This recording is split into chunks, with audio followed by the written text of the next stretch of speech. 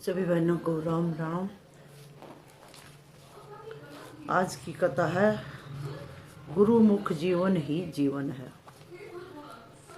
जीवन में सतगुरु का बहुत ही उत्तम स्थान है। तो संत महापुरुष कह रहे हैं, जो गुरुमुखी जीवन जीते हैं, ब्रह्मवेता संत सतगुरु के सिद्धांत के अनुकूल अपना जीवन बनाते हैं, उनकी आज्ञा में चलते हैं, उनको गुरुमुखता का क्या फल मिलता है। और जो संत सतगुरु से विमुख व मनमुख होके जीते हैं, उनकी क्या गति होती है, जानते हैं इतिहास की कुछ दृष्टांतों से। सतगुरु को पाना यह सौभाग्य है, लेकिन उसमें श्रद्धा टिकाए रहना यह तो परम सौभाग्य है। मनमूर्ख व्यक्ति हजारों वर्षों तक मजदूरी करे, फिर भी उसकी मजदूरी के परिणाम में मुक्ति नहीं मिलेगी। गुरु मुक्ता का फल बन गए भगवान के गुरु। सांदीपनी तीव्र बुद्धि वाले विद्यार्थी नहीं थे, पर गुरु आज्ञा पालन में उनकी बड़ी निष्ठा थी। एक बार उन्हें गुरुदेव की आज्ञा हुई कि गुरु पुत्र को कुएं में फेंक दो। सांदीपनी ने तत्क्षण आज्ञा पालन किया। अन्य शिष्यों ने गुरु पुत्र को बाहर निकाला और सांदीपनी की खूब पिटाई की। धिक्कार की, हत्यारा है तू, गुरु द्रोही है, दूसरे शिष्यों ने कहा, और सांदीपनी की खूब पिटाई की। कुछ दिनों बाद गुरुदेव ने कहा, बेटे जल्दी कर, मेरी झोपड़ी में आग लगा दो। तो सांदीपनी ने तत्क्षण लगा दी आग। शिष्यगण आए, आग बुझाई और सांदीपनी को मारने और ताड़ने में कोई कसर नहीं छोड़ी।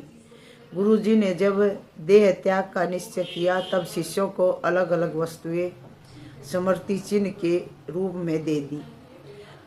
गुरुदेव ने सांदीपनी से पूछा, तूने दास होकर मेरी सेवा की है, मैं तुझे क्या दूं? जा, विश्व का स्वामी तेरा दास बनेगा। तो गुरुदेव ने सांदीपनी को कहा, पूरे जगत का स्वामी तेरा दास बनेगा। तो भगवान श्री कृष्ण उन्हीं सांदीपनी जी के शिष्य बने। पूरा किया अधूरा ग्रंथ। अब एकनाथ जी का छोटा सा वर्णन आता है।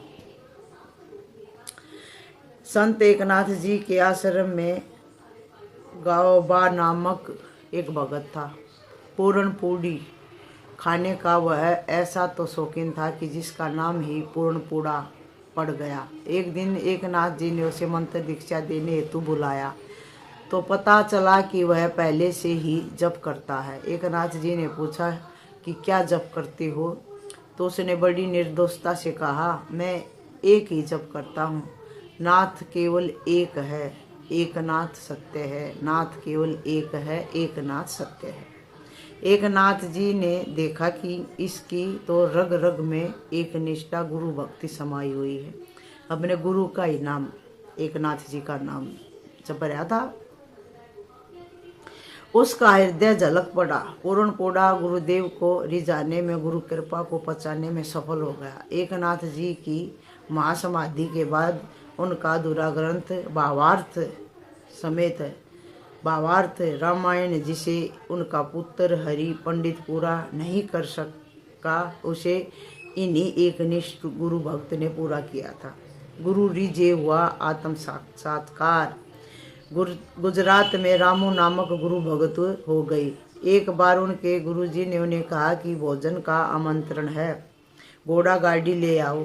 तो वे घोड़ा गाड़ी ले आए। गुरु ने अलग अलग कारणों से फटकारते हुए 10 बार तांगा मंगवाया और लौटाया, पर रामू के हृदय में फरियाद नहीं हुई। आखिर गुरु शिष्य आमंत्रण पर गए। लौटते समय गुरुजी ने तांगे वाले से तांगा खरीद लिया, वह उनकी जगह रामू को बैठा दिया। गाड़ी तप गई तो गुरु जी बोले कि इसे बुखार हो गया है। रामू ने पानी छिड़का तो बोले कि गाड़ी मर गई, इसकी अंत्येष्टि करो। रामू ने गाड़ी जलाकर उसका क्रियाक्रम किया। गुरुजी रामू को पैदल काशी विश्वनाथ के दर्शन करके आने के लिए बोले। रामू यात्रा कर आए तो गुरुजी ने गंगा स्नान व मठ मंदिरों के बारे में पूछा। तो रामो ने कहा, मैं तो केवल गुरु आज्ञा पालन करके आया हूँ। मेरे लिए गुरु वचन ही गंगा है और गुरु शरण ही मठ मंदिर है। गुरु जी रीझ गए, बोले, तेरा काम हो गया, तू मैं है और मैं तू हूँ। रामू को आत्म साक्षात्कार हो गया। एक निष्ठ गुरु भक्त हुई ब्रह्मवेत्ता शिष्य के लिए सदगुरु परमात्मा से भी बढ़कर होते हैं, क्योंकि उनकी कृपा व मार्गदर्शन के बिना वह परमात्मा प्राप्ति कर ही नहीं सकता। ऐसी ही सतगुरु निष्ठा का ज्वलंत उदाहरण थी संत चरणदास जी की सत शिष्या सहजोबाई। वे कहती है, राम तजू पे गुरु न विसारूं, गुरु के सम हरि को न निहारूं।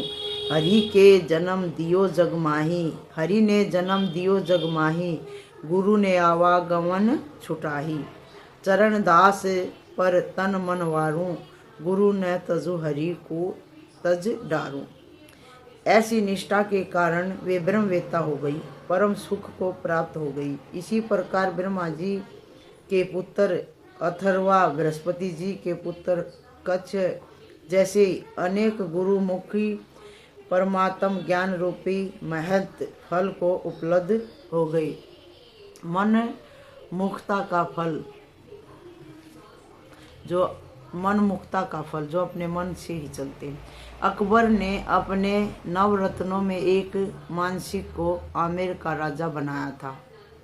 उसी राज्य में महान संत दादू दयाल जी रहते थे। विरोधियों ने उन पर कई लांछन लगाकर मानसिंह को भड़काया, तो राजा ने खुद जांच की, पर दादू जी निर्दोष पाई गई।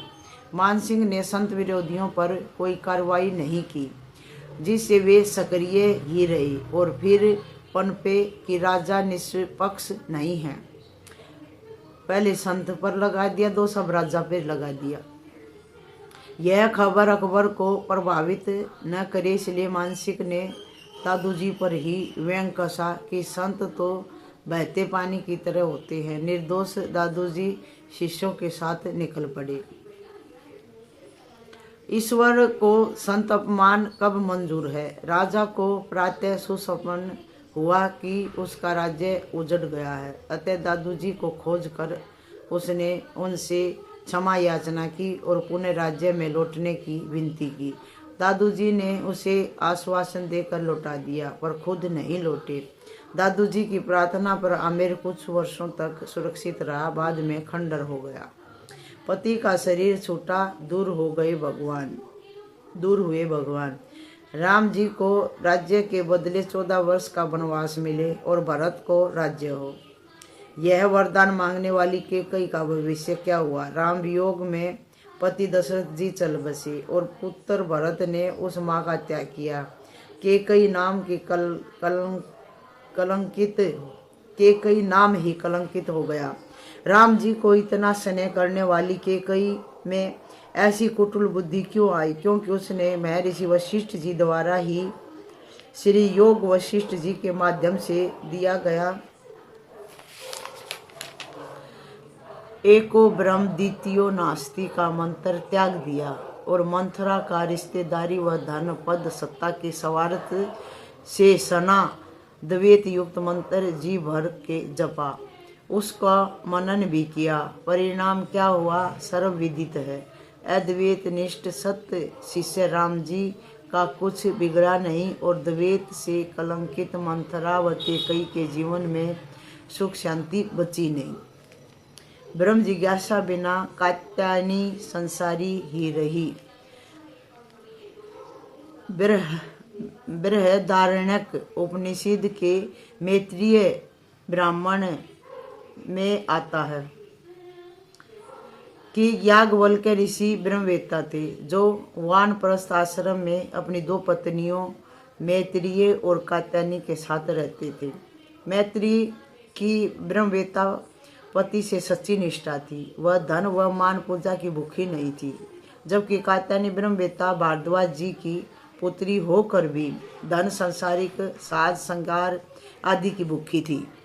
याज्ञवल्क्य जी ने जब संन्यास का संकल्प लिया और दोनों पत्नियों को आदि संपत्ति देनी चाहिए, तो कात्यायनी ने तो मौन स्वीकृति दी, पर मैत्रेय ने पूछा कि क्या यह संपत्ति मुझे अमृत तत्व प्राप्त कराएगी? याज्ञवल्क्य जी बोले, नहीं, तुम्हारा जीवन वैभवपूर्ण हो जाएगा। मैत्रेय ने कहा, ऐसी वस्तु लेकर मैं क्या करूंगी? आप सारी संपत्ति कात्यायनी को दे दीजिए और आपकी निजी संपत्ति ज्ञान ब्रह्म ज्ञान मुझे दे दीजिए। प्रसन्न होकर याज्ञवल्क्य जी ने मैत्रेय को ब्रह्म विद्या का ज्ञान दिया, जिससे उन्होंने शाश्वत साम्राज्य ब्रह्म पद का पा लिया। लेकिन ब्रह्म जिज्ञासा के अभाव में कात्यायनी नश्वर धन से ही संतुष्ट हो याज्ञवल्क्य जी की शाश्वत संपदा से वंचित ही रह गई। भूल गया सीखी हुई विद्या। महारथी कर्ण तो वीर योद्धा था, पर वह अर्जुन से युद्ध में मारा गया। क्यों? क्योंकि उसने गुरु परशुराम जी के सामने स्वयं को ब्राह्मण बताकर उनसे शिक्षा ग्रहण की थी। और जब परशुराम जी को यह पता चला तब उन्होंने श्राप दिया, जिसके कारण जब कर्ण को सीखी हुई विद्या की सर्वाधिक आवश्यकता थी तब वह उसे भूल गया और उसकी मृत्यु हुई। उसे गुरु से छल करने का फल मिला। कर्ण, रावण, हिरण्याकशिपु भगवान श्री कृष्ण के वंशज आदि की तरह अपनी मन मुक्ता से सत्पुरुषों से धोखा करने वाला अथवा उनके प्रति नकारात्मक सोचने या दोष दर्शन करने वाले का अंत बहुत बुरा होता है, दयनीय अंत होता है। महर्षि वशिष्ठ जी कहते हैं, राम जी, चांडाल के घर की भिक्षा एक समय ठीकरे में मिलती हो और आत्मज्ञानी का सत्संग मिलता हो तो वह अन्य ऐश्वर्यों से बहुत बड़ा है। आत्मज्ञानात् परम ज्ञानम न विद्यते। आत्मज्ञान से बढ़कर कोई ज्ञान नहीं है। आत्म सुखाद परम सुखम न विद्यते। आत्म सुख से बड़ा कोई सुख नहीं है। आत्म लाभात परम लाभम न विद्यते। आत्म लाभ से बड़ा कोई लाभ नहीं है। केवल सतगुरु ही तारणहार हैं, जो जीव को 84 लाख योनियों के बंधन से मुक्त कराते हैं। जो साधकों को गुमराह करने का पाप कर रहे हैं वे अपनी दुर्मति का परिचय दे रहे हैं। बोल श्री सतगुरु भगवान की जय। उमापति महादेव की जय। जिनकी शरण श्रेष्ठ है। योग कर्मेशु कौशलम। कर्म में कुशलता क्या है? काजल की कोठरी में जाए और कालीमा न लगे, यह कुशलता है। संसार में रहे और संसार का लेप न लगे, यह कुशलता है। एक महात्मा थे, बीच शहर में उनका मठ था। मठ द्वारा सामाजिक उन्नति की बहुत सारी प्रवृत्तियां होती थी। उन महापुरुष के ने बच्चों, युवक युवतियों, ब्रह्मचारियों, गृहस्थों आदि सभी की उन्नति के लिए, मनुष्य मात्र की उन्नति के लिए बहुत सारी सेवा के विभाग खोल रखे थे। एक साधक उनके पास गया, बोला, बाबा जी, मैं आपके चरणों में आया हूँ, मुझे भगवत प्राप्ति का उपदेश दीजिए। मुझे शांति का प्रसाद मिल जाए, दुख सुख के थपेड़ों से छूट जाऊं, ऐसा कुछ उपाय बता दीजिए।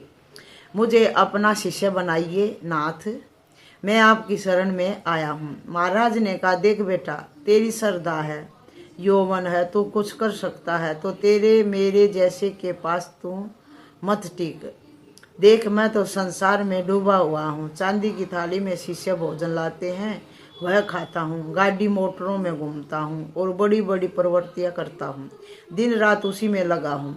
दिन को तो लोक संपर्क रहता है, लेकिन प्रभात को ध्यान करने के बाद भी सोचता हूँ कि आज यह करना है, ऐसा करना है, ऐसा ऐसा करना है। रात को भी सोच लेता हूँ कि क्या क्या ठीक हुआ और क्या क्या बेठीक हुआ। मैं तो प्रवृत्ति में, कर्मों में डूबा हुआ हूँ बेटा। मैं तो रागियों के बीच जी रहा हूँ और राग से भरा हुआ हूँ। जा, किसी वैरागी महात्मा के पास जा। तू यहाँ से 8 कोस दूर फलाने इलाके में जाएगा तो एक शांत वातावरण में नदी किनारे एक झोपड़ी है। वहाँ तुझे एक अलमस्त संत मिलेंगे, उनका शिष्य हो जा, तेरा काम बन जाएगा। जहाँ का पता बताया था वहाँ एक साधक पहुँचा तो देखा कि कोई झोपड़ी है जहाँ का पता बताया था वहाँ वही साधक पहुँचा तो देखा कि कोई झोपड़ी है और एक अलमस्त संत चीथड़ों में पड़े हैं, कपड़े फटे पुराने हैं। झोपड़ा तो ऐसा वैसा है किंतु दृष्टि में सौम्यता है, शांति है, हृदय किसी रस से रसीला हो रहा है। साधक ने महात्मा को दूर से दंडवत प्रणाम किया और नज़दीक जाकर अपने हृदय की मांग सुना दी कि महाराज, मैं फलानी इच्छा से फलाने महापुरुष के पास गया था तो उन्होंने आपका नाम बताया है। उन्होंने कहा कि मैं तो प्रवृत्ति में कर्मों में डूबा हूँ, ये जंगल में रहने वाला महात्मा विरक्त है, एकांत में रहते हैं, भगवत भजन करते, तो उनके पास जा। महात्मा बोले, अच्छा, फलाने स्वामी जी ने तुझको भेजा है भैया। मैं विरक्त तो दिखता हूँ, कर्मों को छोड़कर एकांत में भजन करता हूँ, थोड़ा बहुत लाभ तो हुआ है मुझे, परंतु उनको तो परम लाभ हुआ है। वे तो संसार रूपी कीचड़ में रहते हुए भी उनसे परे है, काजल की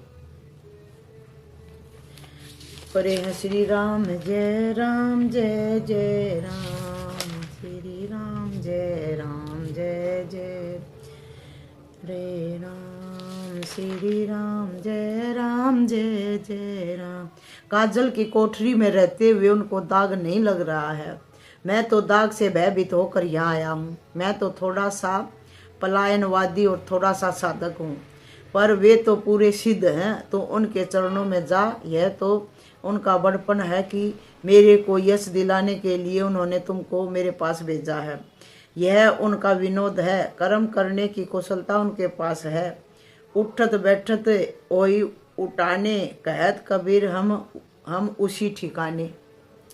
वे उठते बैठते उसी आत्मा में रमण कर रहे हैं। साधक को संसार में रहते हुए भी उससे निर्लेप रहने वाले पूर्णता को पाए हुए उन ब्रह्मज्ञानी संत पुरुष की महिमा पता चली तो वह जंगल से शीघ्र लौटा और उन्हीं संत महापुरुष के पास उन्हीं की शरण में आ गया और उन्हीं की शरण ली और उनका अनुग्रह पाकर भगवत प्राप्ति के पथ पर तीव्रता से लग गया। बोल श्री सतगुरु भगवान की जय।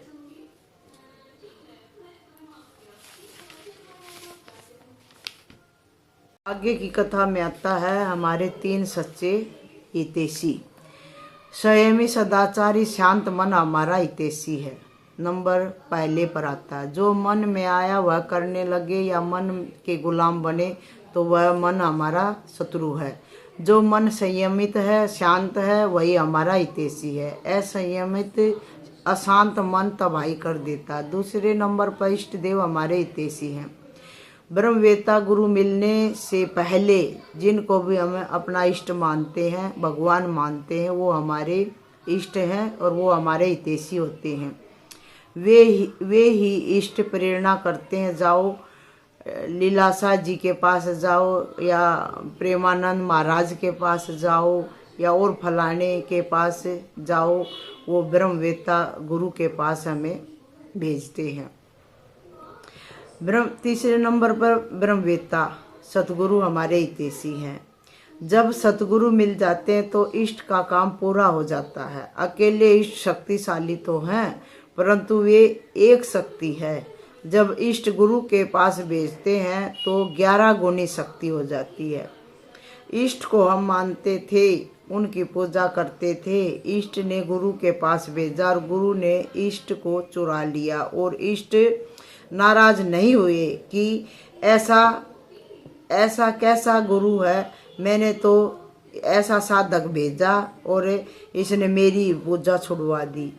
नहीं, इष्ट और सतगुरु पूजा के प्यासे नहीं होते, पूजा के भूखे नहीं होते। पूजा के निमित्त हमारा मंगल हो इसलिए स्वीकार कर लेते हैं, बाकी उनको क्या परवाह है।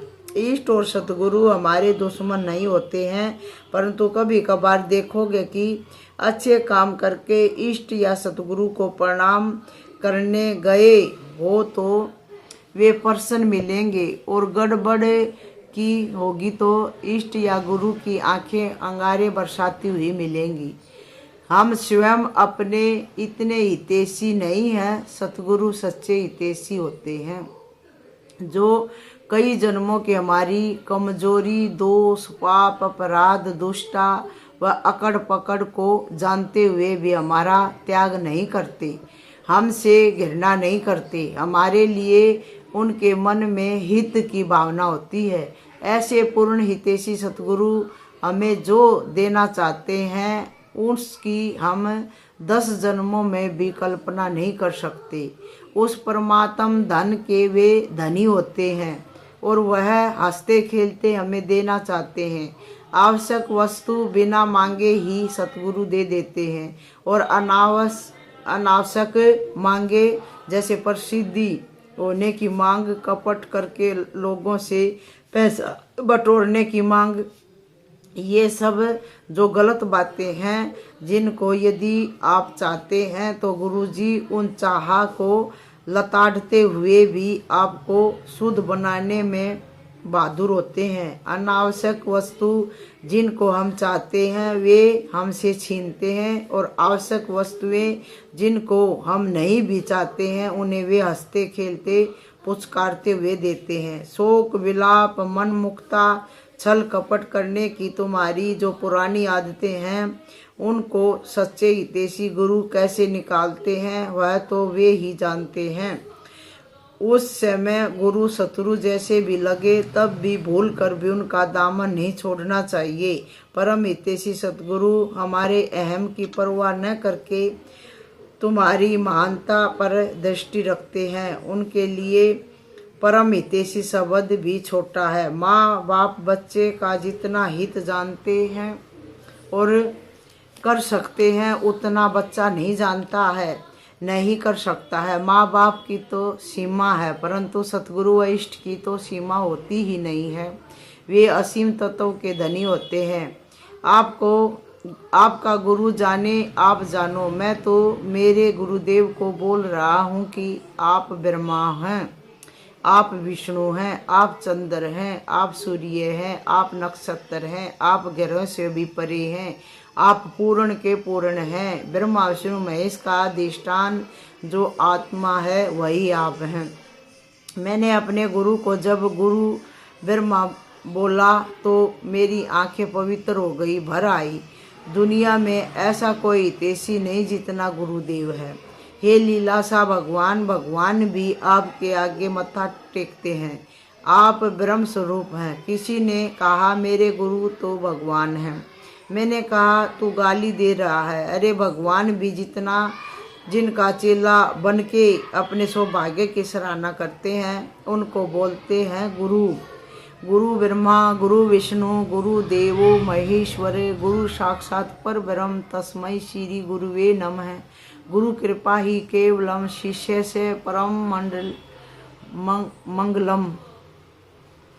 जब तक ब्रह्म ज्ञानी गुरु नहीं मिले तब तक इष्ट का अवलंबन सहारा कुछ साथ देता है, परंतु जैसे जब सूरज के प्रकाश में आ गए तो दिए का प्रकाश सूरज के प्रकाश में समा जाता है, ऐसे ही इष्ट का कृपा प्रसाद गुरु कृपा आने के बाद सब गुरु कृपा में बदल जाता है। हमारे इष्ट को गुरुदेव ने चुरा लिया, गोदाम में रखवा दिया। इष्ट को कोई फिक्र नहीं। उसके बाद इष्ट की पूजा हमने कभी की नहीं और अनिष्ट कभी हुआ ही नहीं। इष्ट ही इष्ट। गुरु ने हमको ही करोड़ों लोगों का इष्ट बना दिया। हे गुरुदेव, हम तो इस बात में मूर्ख थे, हम तो नहीं जानते थे। जिसका हमें पता भी नहीं था वह दे दिया आपने, और हम जो चाहते थे शिव जी का साकार दर्शन व प्रसन्नता वह हटा दिया। कितना हित है आपकी दृष्टि में, कितने हितैषी हैं आप। छोटी सी कविता है संत चरणदास जी की। साधुन की निंदा बुरे, मत कोई की जो भूल, दुनिया में दुख पाए हैं रहे नरक में झूल। साधु का निंदक तन मन दुखी, साधु का निंदक होए न सुखी। निंदक साधु दरिदर होवे, निंदक डारे सर्वस खोए। साधु का निंदक नरक मंझारे, निश्चय खावे यम की मार, साधु का निंदक पूरा पापी, साधु का निंदक डूबे आपी, मूर्ख हो सो निंदा करे, साधु संत क्यों अवगुण धरे, साधु का निंदक समान समान, साधु का निंदक सुख कर जान, साधु राम की कहिए दे, निंदक के मुख माही खे, चरण दास निंदा तजी दीजे, भक्तों की स्तुति ही कीजे, साधु की स्तुति किए हरि की स्तुति होय, भक्तों की निंदा किए प्रभु की निंदा होय। संत चरणदास जी के चरणों में हमारा कोटि कोटि नमन है। जय जोबाई।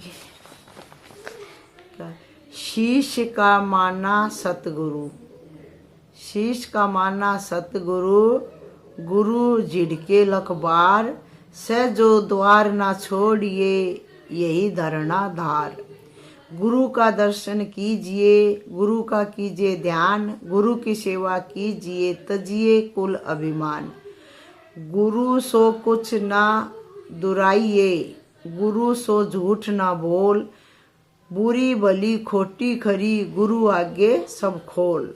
जय हो सतगुरु भगवान की जय।